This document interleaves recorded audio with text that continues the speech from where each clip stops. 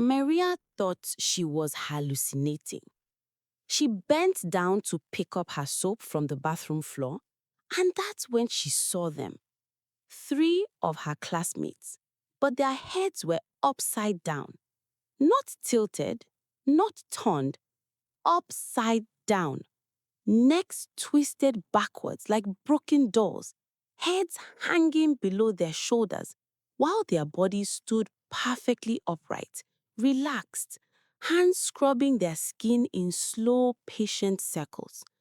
Maria blinked. She looked up. They were normal, showering, laughing softly. She looked down again.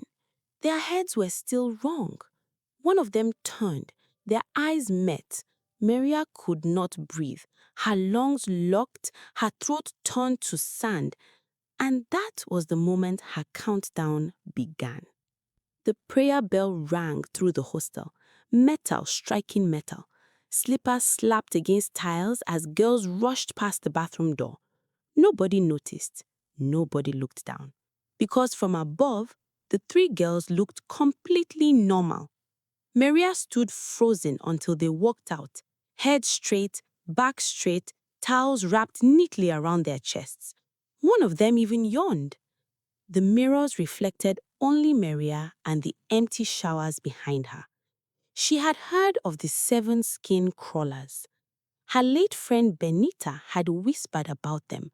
Blanket pulled over their heads, torchlight trembling between them, just 2 nights before she died.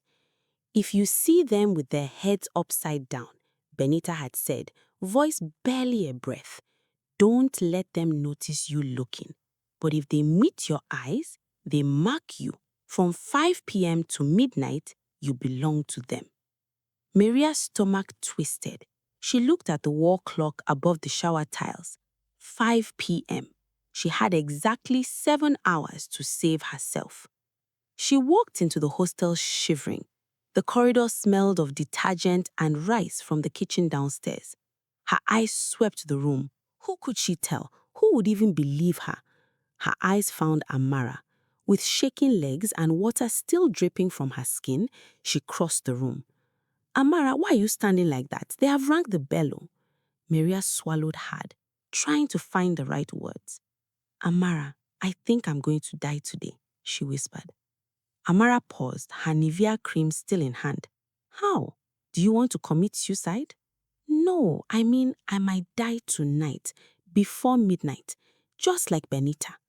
The name hung between them like smoke. Benita, 15 years old, dead of a supposed heart attack. But Maria remembered things the doctor didn't. The bruises on her neck, the tiny cuts behind her ears, the way her eyes were wide open in the casket, staring at the ceiling like she had seen something crawling toward her in the dark. Heart failure didn't kill her. The night crawlers did. When Maria told Amara what she'd seen, Amara laughed, too sharp, too quick. Night crawlers? That thing is just a myth to scare small girls. You know that. But in the prayer hall, kneeling beside the Mary grotto as beads clicked around them, Amara leaned close. Maria, have you really seen them? Maria nodded, tears threatening. Yes, just like Benita described. Heads down, bodies normal, and one of them, she looked at me. Who are they? Amara whispered. Maria opened her mouth, and nothing came out. Her lips moved, but the names refused to pass. Something had locked them in her throat. Give me your pen.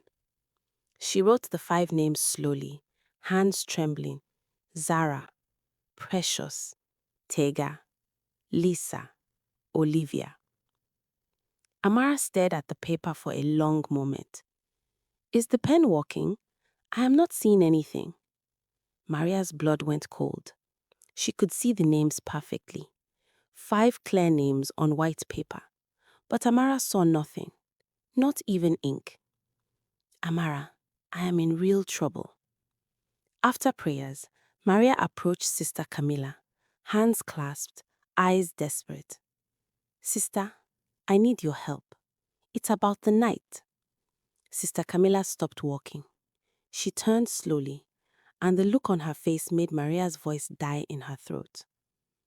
"Do not," she said quietly, "ever mention that name in this school again. Go and eat." Maria felt the blood drain from her face. Sister Camilla knew. She knew, and she was not going to help. That's when she remembered Sister Teresa, the Reverend Sister nobody really knew, the one who spent her entire existence inside the convent prayer hall, kneeling, singing, praying in tongues. Rumor said she had prayed a girl back from the edge of madness. Rumor said things broke when she prayed. If anyone could help Maria, it was her. The problem was getting past the tall convent gates and past everyone watching. When the corridor emptied and everyone went to the dining hall, Maria ran. She scaled the convent gates, dropped to the other side, and the scent of incense hit her immediately. Thick, sweet, curling through the air. A soft Ave Maria floated from somewhere deep inside. And there she was, Sister Teresa, kneeling, head bowed, lips moving in rhythm with the hymn, hands folded like wings over her heart, calm, still, like she had been waiting. "Sister Teresa," Maria's voice cracked. "I am in trouble, real trouble." Sister Teresa opened her eyes slowly. She looked at Maria the way you look at something you already understand. "Kneel," she said. "Pray. Recite the novena. Sing with me. Don't stop, no matter what you hear." Maria obeyed. She pressed her knees into the cold stone floor and she prayed, softly at first, then louder as the hours thinned. At 11:30 p.m., the candle flames began to bend sideways, even though no wind entered the hall. At 11:45, the whispering started. It came from nowhere and everywhere. Voices reciting prayers backwards, scripture twisted into something wrong, something hungry. The cross above the altar began to sway. The nail holding it in the wall screamed. The candles went out one by one. Maria pressed herself against Sister Teresa's back as instructed, eyes squeezed shut, prayer beads cutting into her palm. She could feel them circling, a cold that moved, breathed, tightened. She could smell something rotten and sweet, like flowers laid on a grave. But Sister Teresa's voice never broke. It rose, fierce and unwavering, cutting through the darkness like a blade. At exactly 11:59 p.m., something cracked. Not the cross, not the walls, them. There was a sound like a body hitting the floor, multiplied 5 times. A long exhale. Then silence. Heavy, clean, complete silence. The candles relit themselves. Maria woke in her own bed. 5 a.m. Uniform damp with sweat. Hair plastered to her forehead. "It was a dream," Amara said from the doorway, already dressed. "Get up, morning devotion." Maria almost believed her, until she sat up and looked at her hands. Her palms were blistered, raw and red from the prayer beads she had clutched in the dark. During Benita's memorial that morning, the 5 girls stood at the front of the assembly. Zara, Precious, Tega, Lisa, Olivia. Alive, normal, singing in the chorister's seat, voices raised in hymn. Maria kept her eyes on the floor. She told herself not to look, but she looked. Zara was staring at her. And as their eyes met, Zara smiled, slow and patient, and tilted her head, just slightly, too slightly for anyone else to notice. Then she mouthed 2 words. "Midnight comes again." Dread crept around Maria's skin. Maria's mother removed her from the school that same night.